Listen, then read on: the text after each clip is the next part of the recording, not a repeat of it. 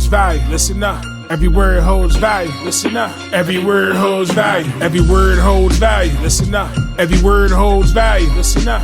Every word holds value. Yo, the Cultural Currency Podcast is in the building. I'm your host, JoePro973. Yeah, I'm your co-host, Swiss Legacy. It feels good to be back, baby. It feels good to be back. And today, man, I can't even give like a more special introduction than this because we got the motherfucking East Orange Mayor in the building.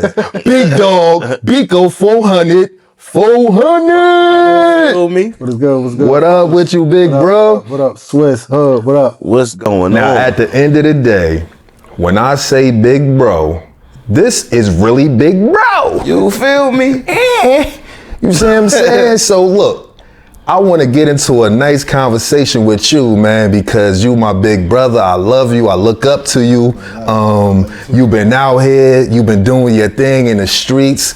The crazy, ironic part is that you influenced me without even, like, just you being you, you know what I mean? Not on no negative type of stuff, but you influenced me in one direction. And then I also saw you pull it together and bring it all back in and then go in a totally opposite direction. And so you influenced me in that way as well, big bro. You know what I mean? Yeah. And I just want to let you know, man, that I really and truly love you, man. Like, you know what I mean? That's right. Ain't no better introduction than that. You feel me? You know what I mean? So what's good, bro? How you feeling today? I know you had a day. You said, Wednesdays are kind of like your hectic days at work, but you on float cloud 9, baby, because your Blazers is in the playoffs. Yes, sir. Everybody that know me I'm a diehard Trailblazer fan.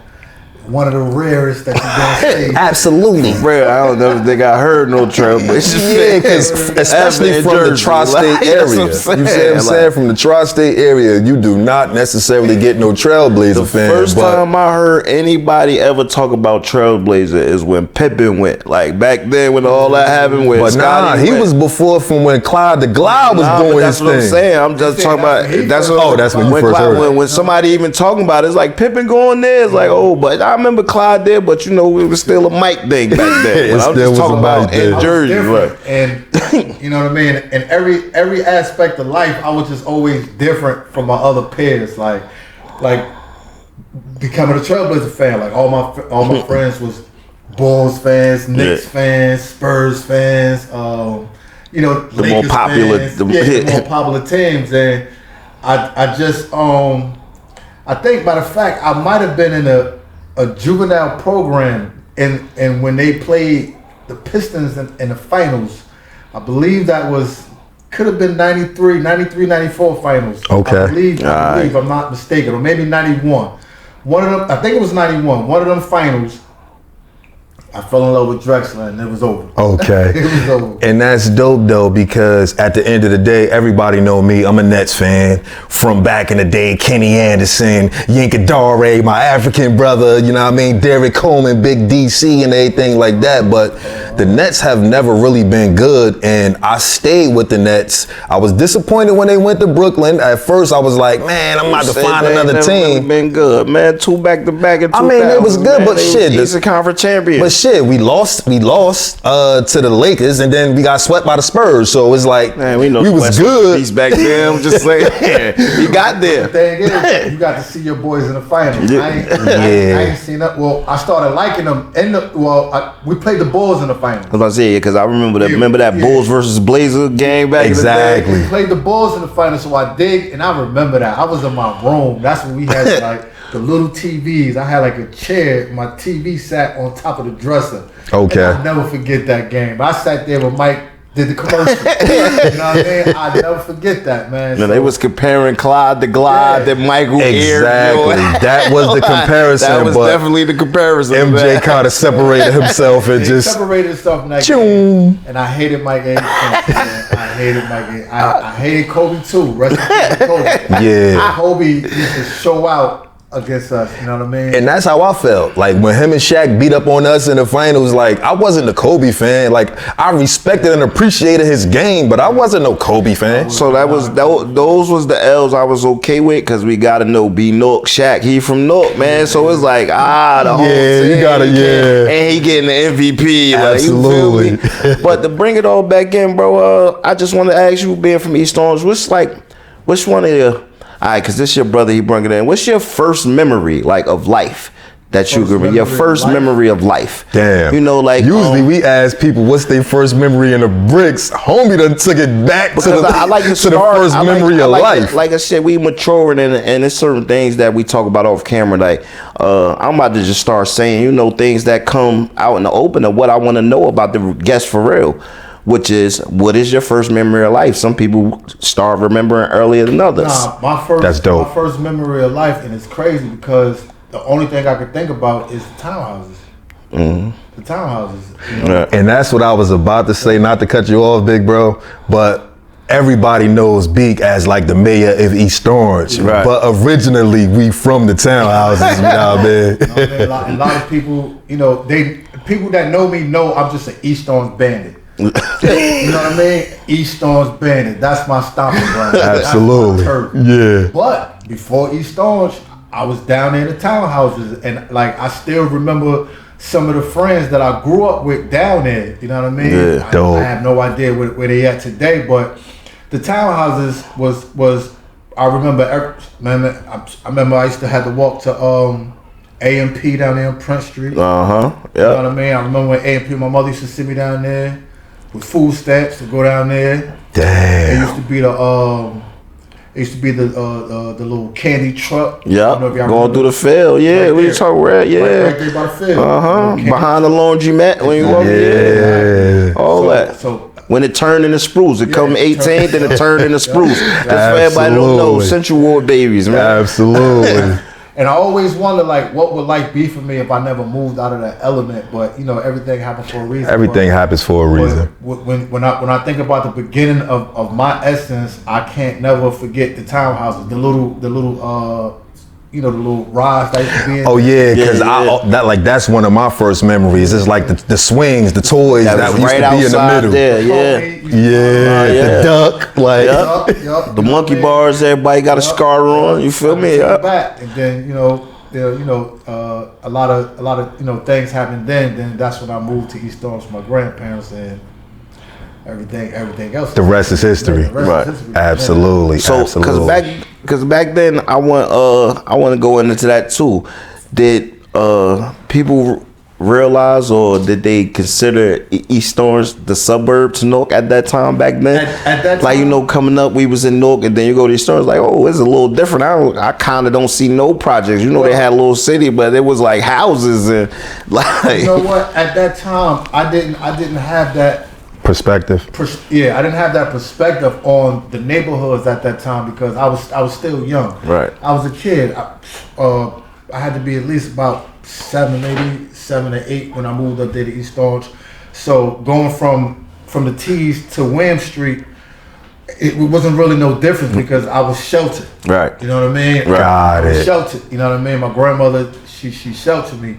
But, you know, once I got, you know, 9 and 10 and start hanging with friends around the corner, or I couldn't go from seeing Uncle Ice, you know what I mean? Start picking up on your school route. Yeah, on my school route. The kids I went to school with are like, okay, so he lived right here on Munn. Okay, he lived right here on Maple. I'm in the middle. Right. You know what I'm saying? So when you know, everybody got to walk. If you went to Stockton school, you had to walk past my house. So if you went to the high school, you had to walk past my house to go that way. So it was like I'm in the middle. So I'd be on my porch. I see all my friends either going that way to school or going that way to school. So you know what I mean. I didn't really have that difference like from Newark and East Orange until like later on adolescence age. When I started really coming outside, getting in trouble, and then going back to the T's and visiting and seeing how them dudes was moving around. That's when I noticed there was a difference. Right. Okay. You know what I mean? Like I didn't grab. Like I said, I was sheltered. Like everybody tried to protect me because I was just this little young innocent kid. You know what I mean? Then, like I go outside and then even on William Street, I go outside them kids that was outside on William Street was riding because it was active out there. Right. Yeah, William Street was active back then. Yeah, it was. Yeah, you had the building 133 North Maple. That building was like the Carter. You know what I mean? And so the young kids that was out there, which became our friends later, they was more advanced because they was outside with the drug dealers. Right. They was already out there. They was already outside. You know, they was my friends, but they was already outside. I wasn't exposed to what they was exposed to. You know what I mean? At such a young age. Yeah, so, you know, they used to be way advanced than me. I'm coming outside to play. They coming outside doing all kinds of mischievous. You know they getting into stuff already. Going back, man, that'll start with the household, because even though you in the environment, you know, like you said, you sheltered and protected. It's not really sheltered and protected because you gotta walk. You gotta walk and go to the store. Like you said, I still gotta go to the stores. It's the environment, but what they were into, I didn't. Versus what, right? Yeah, exactly. You get what I'm saying? Versus what they had to get. Right? Like, man, I gotta come out here and get it to eat. It's like, man, Mom Dude's gonna feed me. Yeah. You feel me? Then you start realizing friends want to come to your house because Mom Duke's feed you. Like, word. Like, and then so I just want to add in, kind of like from my perspective. By the time I was around, you was already gone from out of the house down there on 18th Avenue. Yeah. And so I think maybe like around the age of 5 or 6 was when I kind of left. And it's crazy because we were 2 cities apart, well maybe 3 if you include so I was in like the Ivy Hill section, the Hooterville section, and then you was kind of over. So that's 1 city apart. So you was in East Orange, but we didn't really see each other that much. However, you kind of already had a reputation. And it's funny to hear from your own mouth that you're saying that the kids around your way, they already kind of was into things. But from my perspective as a little youngin' coming up looking to my big bro, right, he was already into it. Yeah. So you not knowing where he getting it from, but he already into it, being your big brother. Because I wanted to ask that, being that you brought that up. So is that a part of your being an example? Like when you're going, you know you got your little brother, he coming up behind you. Are you at this time, at that age, man?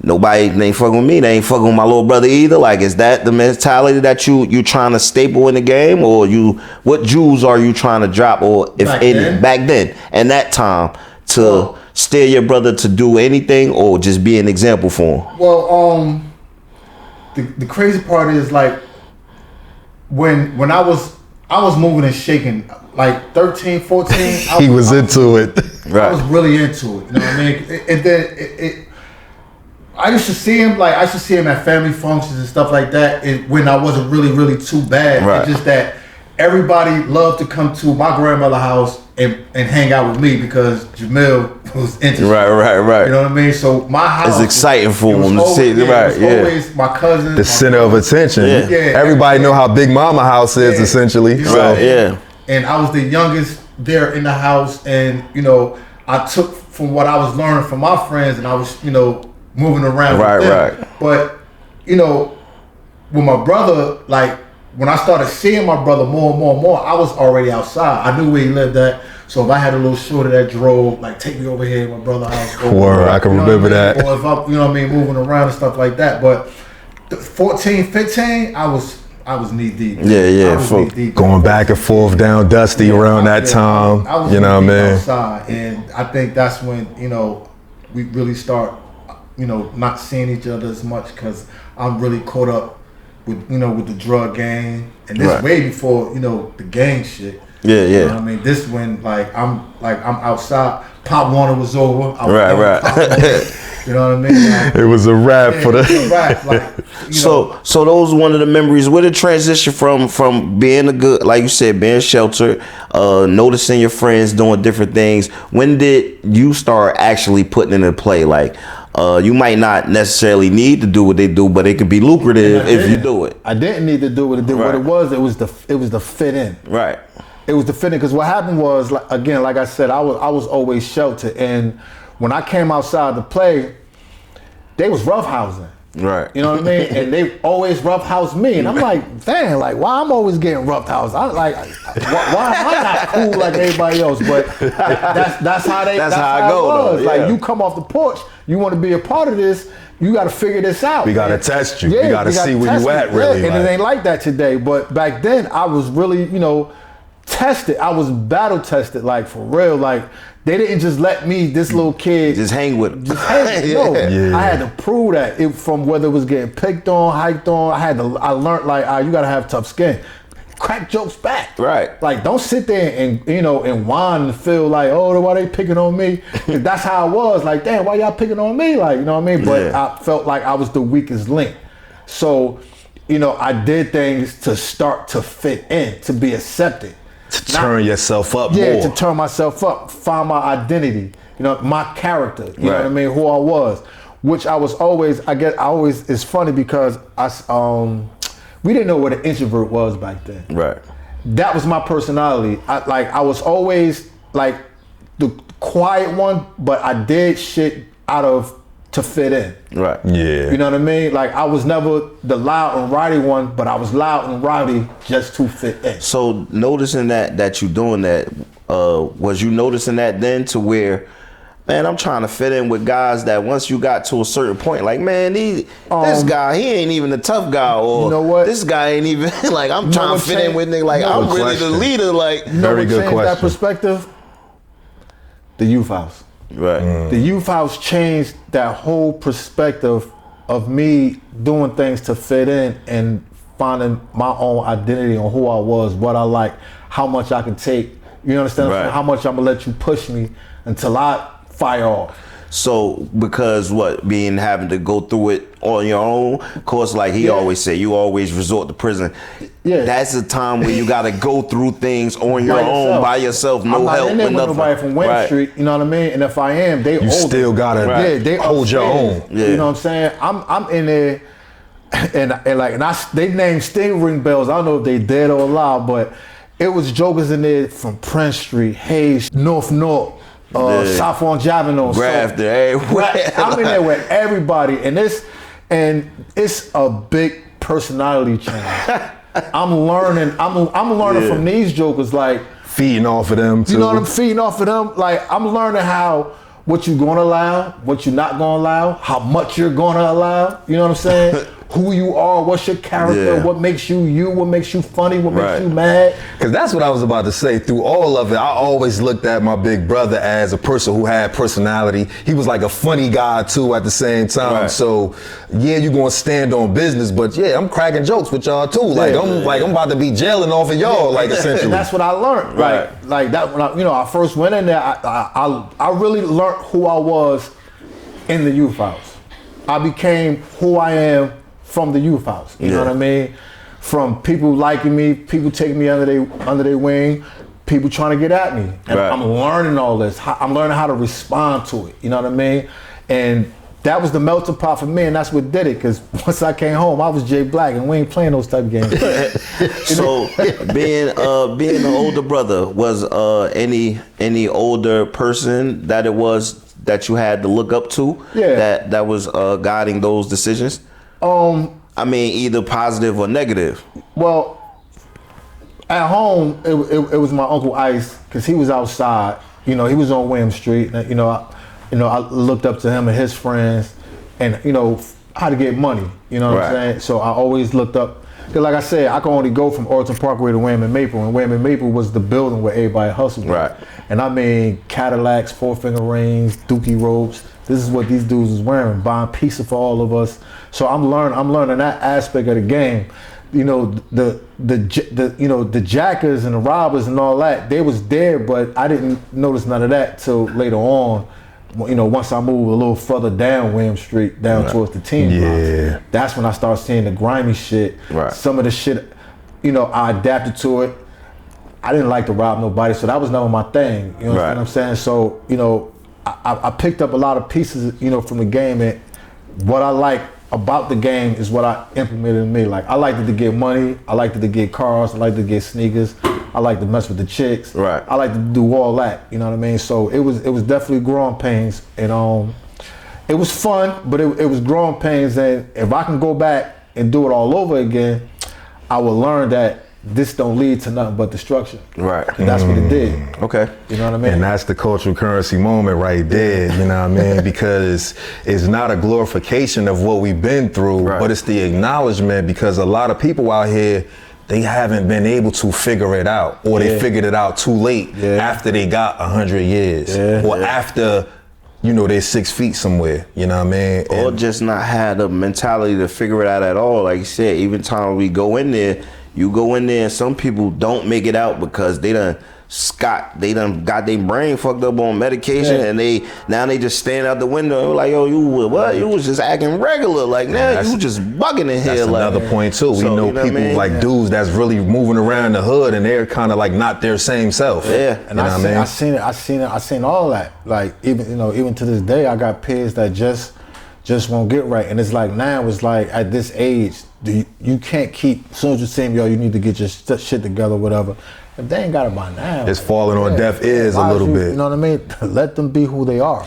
So, you know what I mean? And I was going to say that, right, because I feel like sometimes, like, I have that compassion, but you're right, like, sometimes you have to let a person be themselves. Like, it's certain people that I come across, like, I see them every time I come through the hood, and they still talking about, hey, yo, bro, like, yo, what I gotta do to get my CDL? And it's like, bro, I done answered this question for you like 11 times. Like, you still asking me about, like, what you gotta do to go down there and get your permit.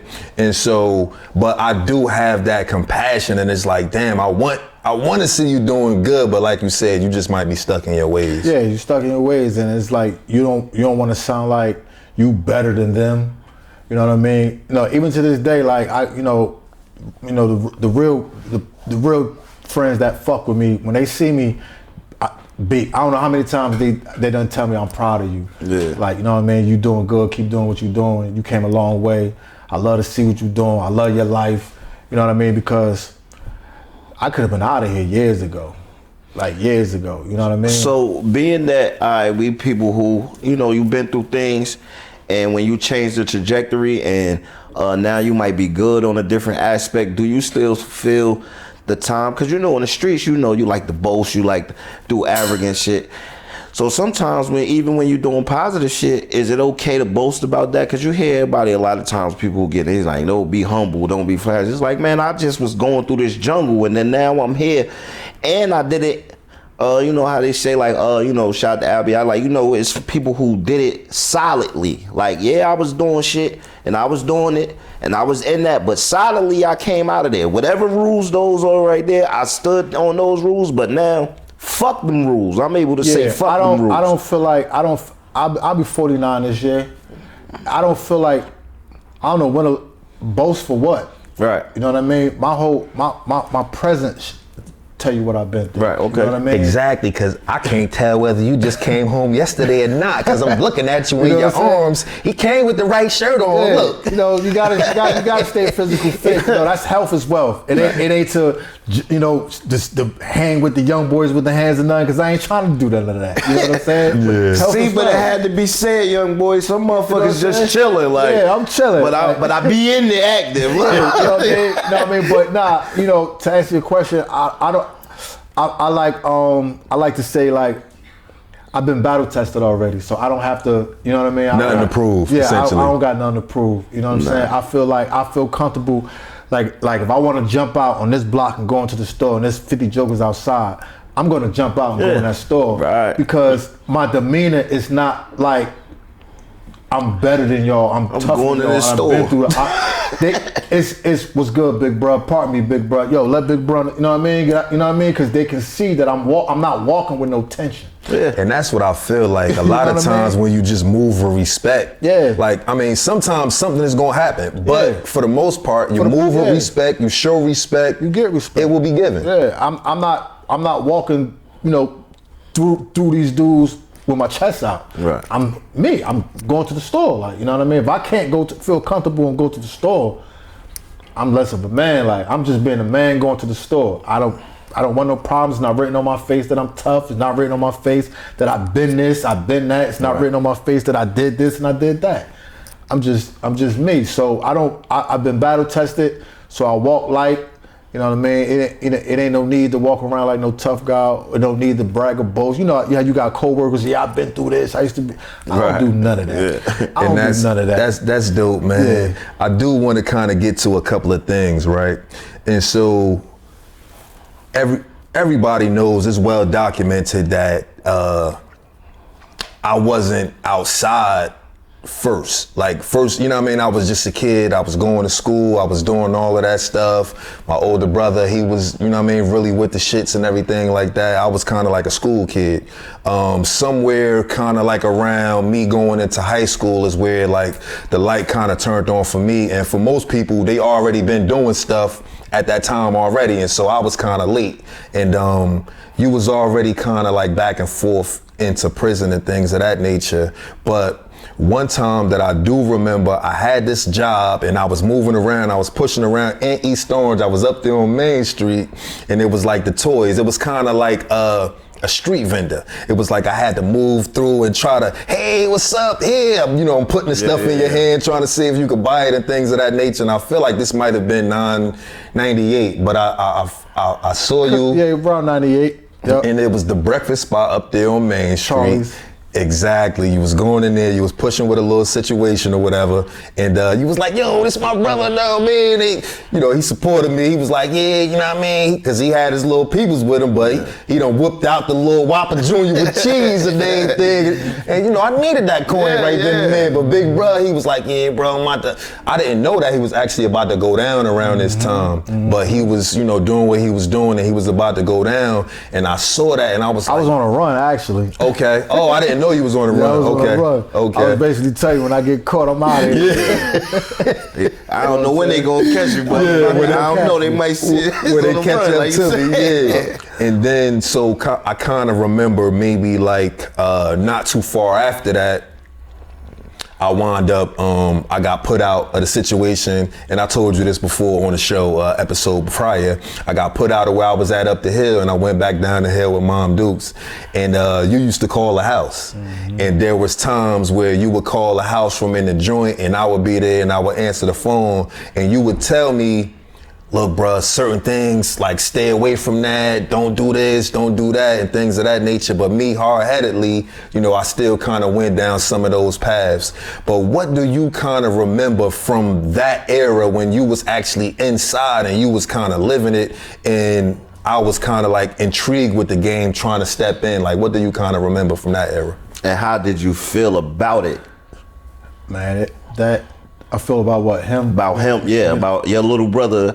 You know, like you said, you telling him what not to do, and he's still intrigued by it. Well, first and foremost, that environment that I was in, I still feel like I got PTSD from that environment. Yeah, I was in Northern State Gang Unit, I think, like when they first opened that. Yeah. I was back there with every big gang leader in Newark that these dudes still praise today, whether it's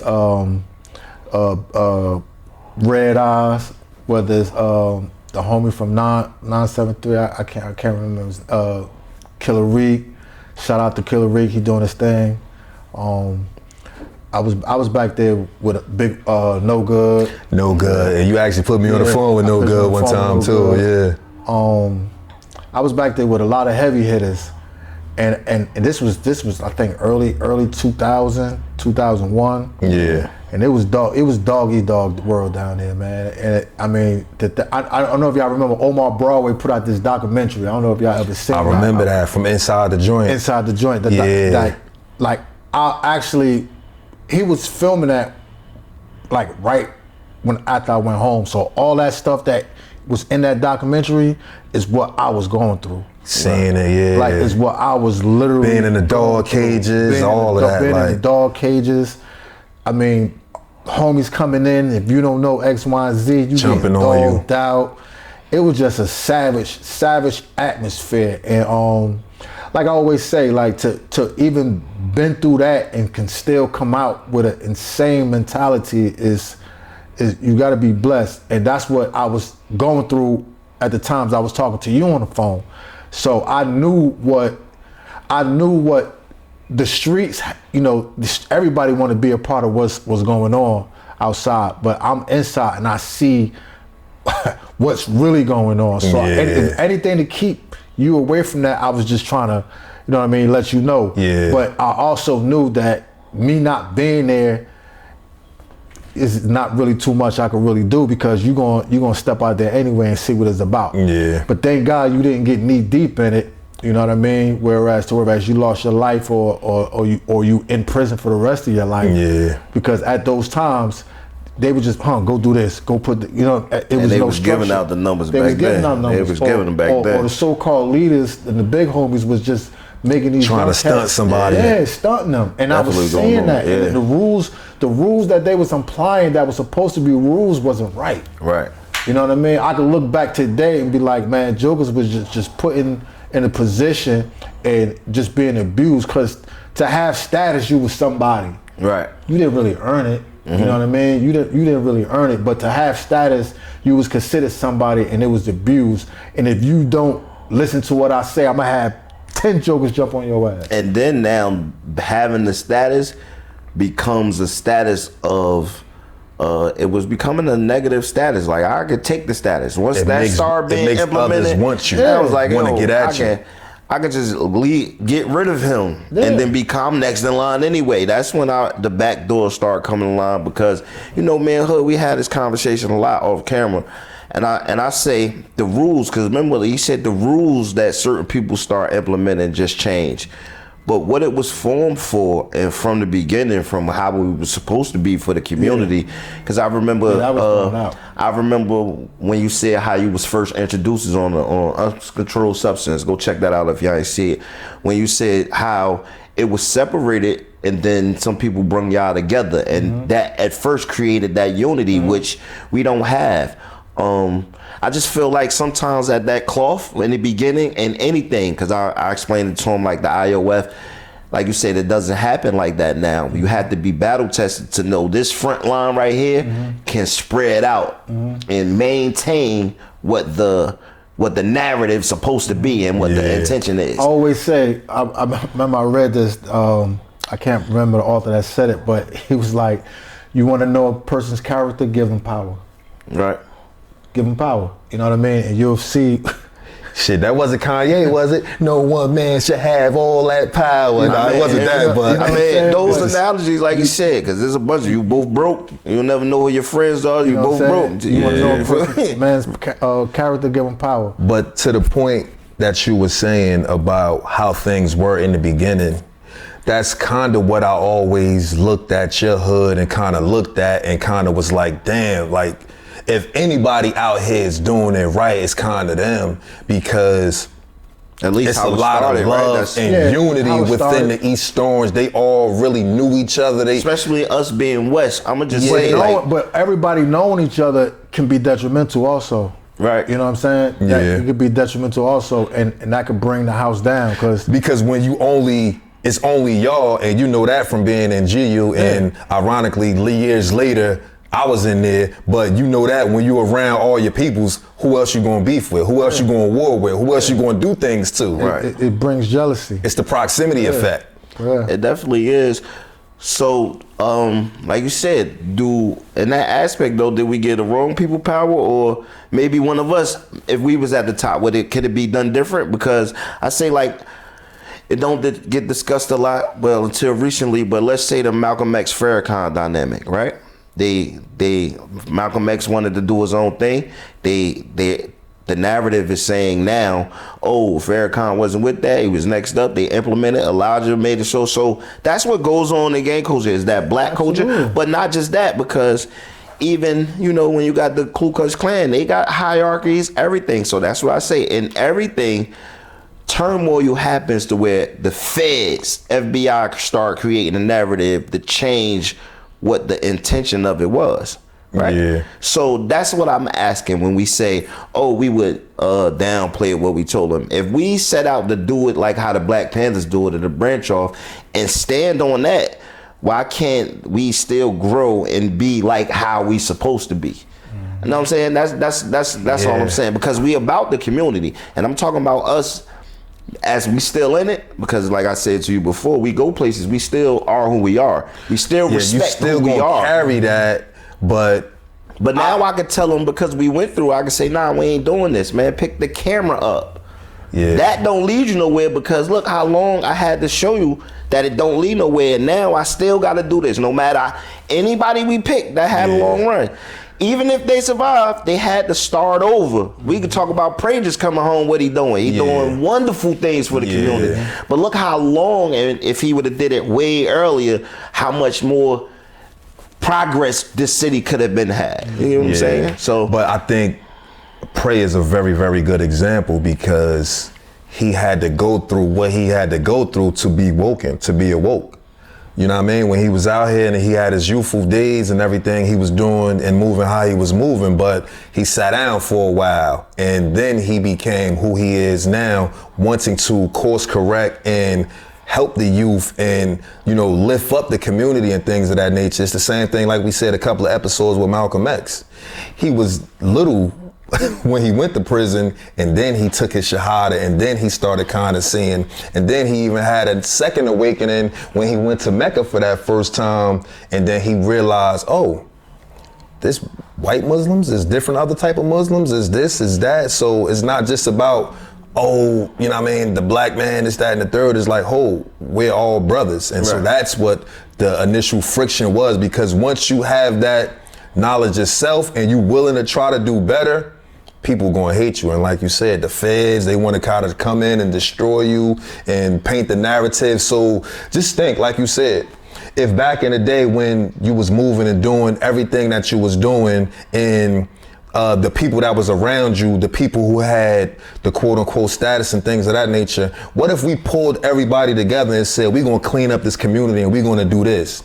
Like you said, what could things have been? You know what I mean? Things have been a lot different. That's it. I mean, and that's all there, because they stopped it short. Like, you know what I mean, the drug, like you said, the way we was getting the money, our intentions wasn't to do that. You wanted to look nice, you wanted to help your family. That's what you, and then you had the narrative, man, I ain't making them, I ain't forcing them to come get it. But certain things come with the gangs. I mean, the game. Right. Like, as far as when you're pushing. Like you said, you got the jackets down the street. You don't want to jack, but now I ain't gonna let you jack me. Because that's what I'm saying. Certain things come with it. You want to slide in with them, you know what I mean? Yeah. You know, you put them on a few licks or whatever, so you good. Like, or you know what I mean? You want to hold yourself accountable, and now you got your situation. You know what I mean? So now you holding yourself down, and it's like, oh man, now I done got caught. Now this my third joint, now I done got trigger lock and everything like that, because you just trying to hold yourself down. Right. You know what I mean? It's things that come with the game. I just know, still in those core groups though, I think its loyalty is just in circles of the same group. Until everybody have a one narrative and really pushing the one narrative with no backs head. And I just feel like that's in any type of organization that's trying to move something forward. You're gonna have people who gonna have different ideologies of that same goal.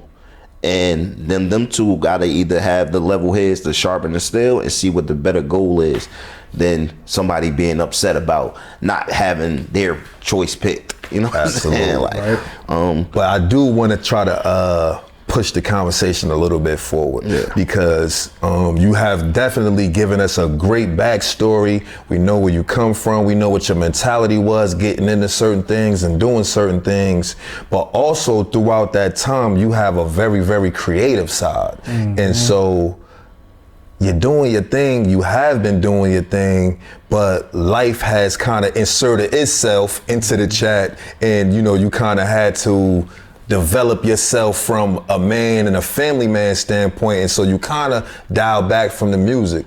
But anytime you jump on a track and anytime you do something, I'm here to tell you that the motion and the aura, as the kids say, what they say, like you aura forming, like you got it. It's like, I see it seeping through your pores, bro. And I'm just here to ask you, why haven't we seen more music yet? Music is always gonna be a part of me. I feel like I always say that's my alter ego. Like right now, this is Beico Black right here. You know what I'm saying? So I always feel like it's an alter ego with music. It's just that, like you said, you know, life has taken on, you know, more responsibilities. You know, I just look at things different. You know, today I look at a lot of things different. You know, the money, the music the music was fun, and it's always gonna be fun. I mean, from the merch to the music to the performances, and I had a sweet buzz. A night run. That's what I'm saying. I really had a sweet buzz, but you know, I had fell out with a lot of friends. I saw a lot of jealousy. You know, people that I done, you know what I mean, did all kind of sorts of things, wasn't supportive, and I think that's what kind of got me away from it. I was just done. But you know what I mean. I'm always gonna love music. You know what I mean.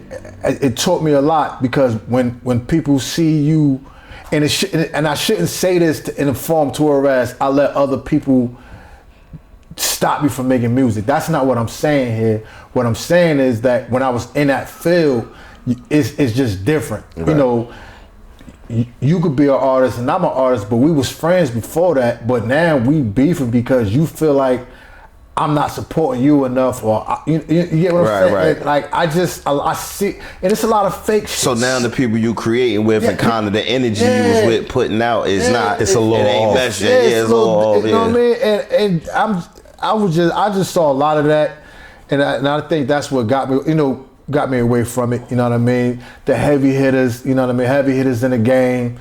You know what I mean? That, you know, you think, be like, all right, you know, they see I got a buzz, but they ain't sharing shit. Yeah. They ain't liking shit. You know what I mean? Right. So I just got confused with it. Like, you know what?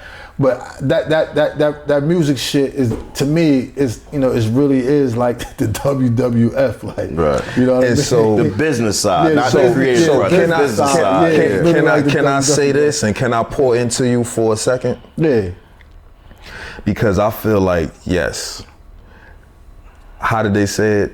The rap game is something like the crack game. Yeah. And so within that, it's that same amount of envy, jealousy, hatred, people looking at you, like you saying, they looking at you and now you're establishing this and you're creating that. And I can see as a person such as yourself who is evolved as a man and who is more of a fallback nature, not wanting to participate in that.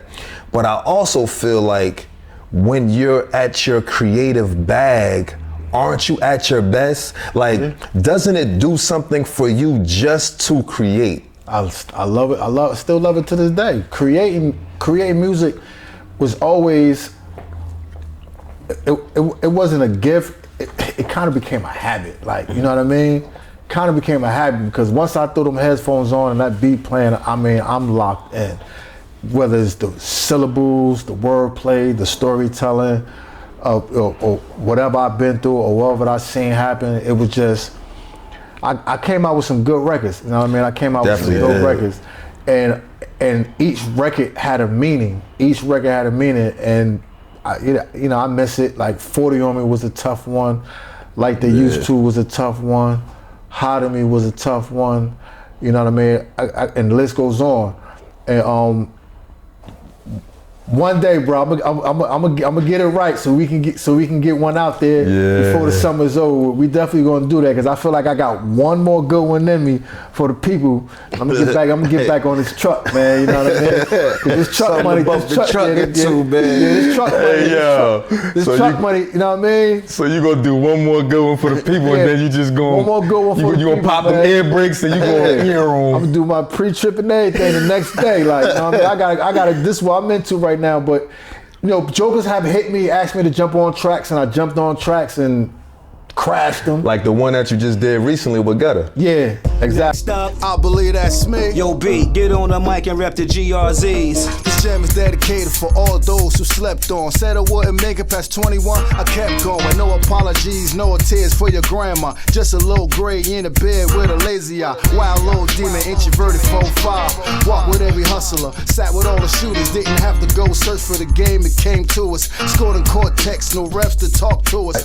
And again, even doing a record with them dudes, those was the dudes that I looked up to. You know what I mean? Rotten Rascals, Cruddy Click, you know, Naughty by Nature, you know what I mean? Them the dudes that I looked up to. So to be asked to be on that record, I was like a kid in a candy store. You know what I mean? I'm in the studio like these the dudes when I was young that. So y'all did that? It wasn't no mail-in joint. It was like we was in the studio. Organic, lit. We was in the studio lit, and I'm cheesy. And I tell them this every time I say, every chance I get, I tell them this like, man, they be like, oh, I know Beico, I know, but every time I see him, I get a chance to tell him how much I appreciate just getting on the track, and. You know, that's missing from this era. Like dudes feel like they the top. You know what I mean? You know, too egotistical. You know what I mean? Yeah. I'm not, man. I would tell you. You know what I mean? Like you my favorite rapper to this day. And I think that's a very, very good point, and it's a cultural moment right there, because when we exist and then we out here in the world and we seeing people, and it's like, damn, bro, you put that fit together. I like that. Yeah. Yo, bro, I saw what you did on that song over there. Yo, that joint was kind of fly. Yeah. Yo, I'm feeling that. And there is kind of like this thing where it's like, damn, we can't give our brother their flowers. Like that just seems so off to me. Like they feel you feel less than yourself to tell them they got it. Like it's like, yo, bro, like I like the way, you know what I mean? Like, bro, you looking good right now. You in the gym, like you know what I mean? You got your weight up and shit like that. You look good. So like, why can't I tell you that? Why don't we do that more often? Man, it ain't like jealousy. The last thing, it ain't never about that. Like we all fly. Like I don't know. Like that's the first thing I think. Like why, bro, pulled up looking just as fly as me? Let's go. Let's rewrite. Absolutely. We all look solid. Like it ain't like that, man. You'll think your homies is proud of you for doing what you're doing, man. But them jokes, I guess someone told me like it's not you, it's them because they can't do it. You know what I mean, and shit like that. But you know, but that ain't even the case because it can be done. It can be done. This is all human people that's doing. Like I tell bro all the time, you're like, "Who drive trucks?" I see, man. I don't want to drive trucks. Everybody I know who drive trucks. I'm setting up to do something else. I don't want to drive trucks. So, but it ain't like. You know, when people say, oh, they drive truck, bro, you want to be on the road all them damn days? Everybody I know who drive trucks don't want to be on the road all the damn way, when they used to try to reel me in, I was like, man, I ain't with that. Like, I got my own motion going. And I didn't look at it as if they was trying to put me in a better position to better myself. Right. I was just looking at like, I don't want to do what y'all doing. You know what I mean? I want to do what Big doing. You know, that's how I looked at it. You know what I mean? And until a switch went off in my head and was like, you can change your life. That's, you know, listen, it's not always the messenger, it's the message. Right. Yeah. You know what I mean? And once I took that stance on it, it was like, you know what? Let me get this CDL book and let me put my heart and soul into it. And I did it. And even from that perspective, bro, because I honestly feel like you was already doing it. Yeah. Like with the company that you was working for, you was already on the road. Yeah. So if you already on the road and you know the risk that you're doing from day to day, doing that stuff, you might as well step up. You in the field, if you're in the field. Like, because you already out there every day. Like, you know what I mean? So, you know what I mean? That's the way I saw it. And I know that sometimes I could be brash. Like everybody, you know, I kind of get this, people be like, yo, you kind of like an asshole because you real blunt, like the way that you speak. And I know that, you know, if that's not your personality, it could come across as off-putting. But like you said, it's like only the love for you that want to see you do better. Right. Like it's not from a, like I'm trying to get on you type of standpoint. It's like, look, I found something. I think that you're capable of doing it, even though we all may have our fears or whatever the case may be. I'm like, yo, you can get over that. And I would be willing to do what it takes to help you get over that. So, you know what I mean? Like if I see something in you, like as we've been doing these episodes, it's like, bro, like I feel like you can do better than certain things. And like you said earlier in the conversation, it's not like I'm looking at a person as if I'm better than them, but I may see something in yourself that you may not even see in yourself. You know what I mean? Especially when there's a brotherly vibe. Like you also, when people give advice, depending on who it's coming from, depending on how we take it sometimes. Like, you know what I mean? So if it's somebody who always show you, you might be going through something, like you said, that you can't see how to get over the next hump because you stuck on it. And then somebody like, nah, bro, you know you so capable of doing this, you can go around it like this. You know what I'm saying? That because we're so close to it. Right. So if you kind of like you feel take like a you're close to step back, the finish, you're like, man, if I take another route, it's going to take, but it'll be, 2 steps faster this way. It'll take longer as far as the day, but you'll get it done faster because you will be stuck for 3 days here. Yeah. You feel me? Instead of just moving one day to get it done in one day. You know what I'm saying? And so I do want to kind of know like all of the trials and tribulations that you have been through in life. You came home this last time and you was in Southern State? You was in Southern? I think I touched when I was in Leesburg, because I feel like we may have been writing each other. I think I was in Southern State. Okay, and I remember kind of like we was pen pals, writing each other, in the joint, the jail mail and stuff like that. But you came home before I did, and when you came home, you got the job that you was at, and you was at that job for how many years? 12. You was at that job for 12 years. And me kind of seeing you at that job, and because you was a money getter, so the Beico that everybody knows, I kind of didn't know him from that standpoint because I wasn't in the loop, but through my travels of going into the joint, whether it be the homie BJI or whether it be Nas, I was running into your homies down in the building, and everybody always had good stuff to say about Beico. And it kind of gave me a good feeling to be like, man, that's my big bro. He carried it so well, people have respect for him. You know what I mean? And so when I made it to the halfway house, you had came home and you was at the job that you was at for 12 years that we just spoke about, and you was telling me, or you was asking me yo, bro, what you going to do? I'm working here, this is what I'm doing, and whoop-de-whoop-de-whoop. And I was in the halfway house, and to be honest, for me, I was fearful. I'm always fearful in that era when I'm coming home because I don't know what the streets hold. And we always hear about what's going on. Oh, they into it with them over here, and this one is doing this, and this one is doing that. And so I kind of didn't know what I wanted to do, but I knew that I didn't want to be back inside. You know what I mean? And you coming to see me in Kentuck, that meant a lot to me, bro. You know what I mean? It really did. And I kind of got a chance to talk to you and see where your head was at.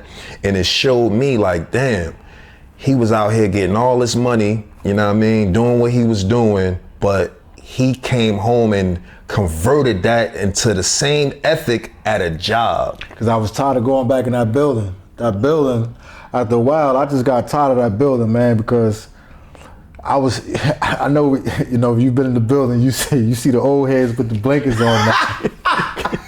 You do not want to be one of them. That was me. The last time I caught my little bed, I'm sitting in front of the TV with the blankets on, you know what I mean? Just sitting there, just drinking coffee and smoking rollers. And still got the reputation though. Hey, Beico, can we watch the sports? Can we watch? I mean, but I'm not active no more. I'm done. It's a whole new, different generation in this motherfucker, man. I ain't got the time to be. You know what I mean? Are the old one now. Yeah, I'm the old. And when I realized, that's what I'm trying to tell you. That's when I realized this ain't you. That used to be me. Banging on the doors, throwing piss out the, you know what I mean? That was me. Setting it off. That was me. Now you say man, these niggas getting us locked in. Young and cool. Leave the CO alone. Young boys, y'all can have that. That's me now. I'm sitting there with the blanket on, watching the Yankees trying to chill. Yo, you know what I mean? I get it. It was a transition, and I felt that shit. I ain't gonna I'm laughing because I always say, I'm just full in. I remember just feeling like that not too long. Yo, little bro, chill. I got active. I got weed, little bro, chill. You making it hot. Damn, I'm gonna give you a piece. Don't fight. Once I seen that's who I became inside this building.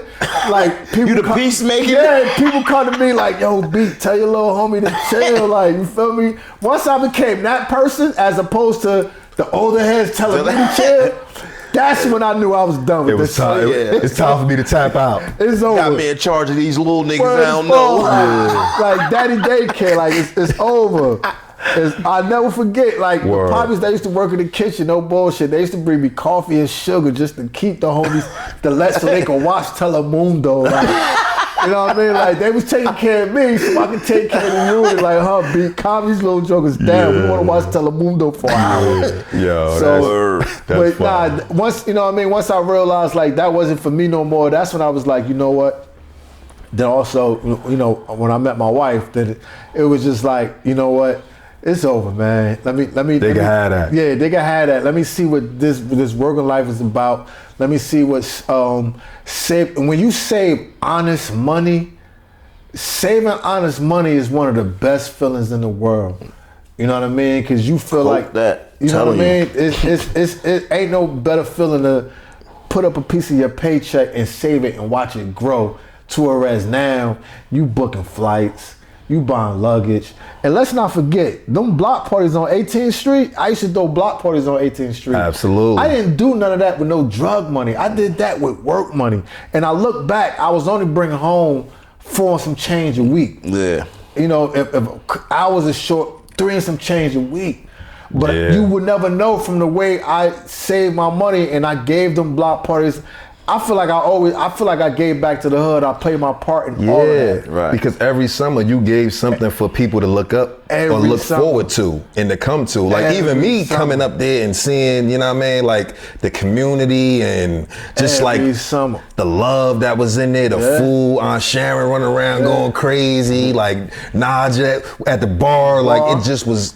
And I got supported crazy, like, you know what I mean? That's one thing, you know, I will say about, you know, Naughty. They supported me, man. Like, you know what I mean? And shout out to Naughty, you know what I mean? Always got love for y'all. Absolutely. Shout out to the big homies. You know what I mean? I always got love for y'all, man, because it was times where it was like, where am I going to get some of this stuff from?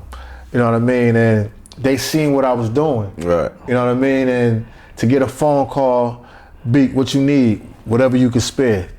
Nigga, what you need? You know what I mean? And like, if I asked for 1,000, I probably would have got 1,000. You know what I mean? But you know, I asked, you know, a little change, just enough to go to Western Beef, get some extra burgers and buns. You know, they was there for me on that. So you know, I always will have love for them. But yeah, I used to give the biggest block parties in the neighborhood, and I wish I could do it again today. But you know, I ain't over there on that side of the town no more. But that was one of my key moments, you know, in East Orange, giving back to the neighborhood like that and showing the next generation that you can change. Like, you know what I mean? You can change because you go from big broad to the big homie to this person, you know what I mean? And still be able to be on the block and be solid. Still be yourself. Be yourself. So I tell people a lot, because you know we be in front of Foxes, man. Livingston Homes, like they said, where we all from, man, the townhouses. So when it be right there, you know, you go to chick come by, she be like, man, niggas just out here chilling. So you know when you got the crew together who you grew up. So it's all right, it's 4 of us. It's really 10 motherfuckers out here who just got off work, who working. It's only 4 of the bros really hustling, but we did just come all get a brew from the store. Mm-hmm. So it'd be like, people be looking and they be just dictating and judging. It's like, bro, it ain't even like that. This still our neighborhood. Mm-hmm.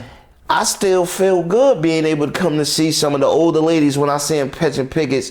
Oh, let me pay some of the pickets for you. Like, yeah, I caught them coming in. You used to make sure we was good for all our life. You still in here doing it for other kids that's coming up. So, you know what I mean? It's always good to be able to go back to the hood and get back. That's dope. That's dope. I mean? But, you know, like I said, like that was one of the highlights. I touched a lot of people with them block parties, man, especially the older ladies that used to call the cops on me.